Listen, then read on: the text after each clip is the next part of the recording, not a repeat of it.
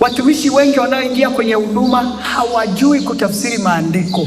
Anaposikia damu za zamani walikuwa wanatoa dhabihu, hajui kutafsiri na Agano Jipya, hajui kuoanisha yale matukio na Agano Jipya, hajui. Kwa hiyo anatafsiri vile anavyokisikia, anavyokielewa.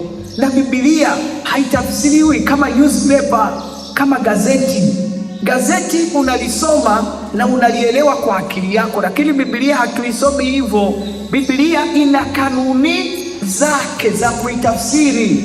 Sasa wahubiri wengi anataka aisome vile anavyoisoma. Kwa kuwa watu walikuwa wanatoa damu, wanachinja na inaleta ukombozi.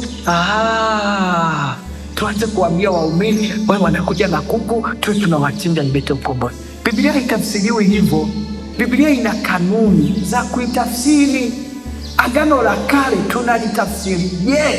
Kanuni ya kwanza tulisema, chochote kile unachokutana nacho katika Agano la Kale, kitafute katika Agano Jipya. Kimeelezewaje?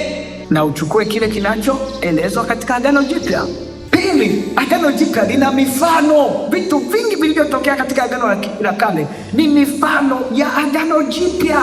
Kuchinja mbuzi hekaluni, kutoa sadaka, makafara na nini vya Agano la Kale vilikuwa mifano ya kutolewa kwa Kristo, na Biblia inaeleza. Waebrania, watu wengi kitabu cha Waebrania wakielewi. Walioandikiwa kitabu cha Waebrania ni waumini ambao baada ya kuokoka au Waebrania walitaka kuanza kutekeleza zile taratibu za Agano la Kale tena.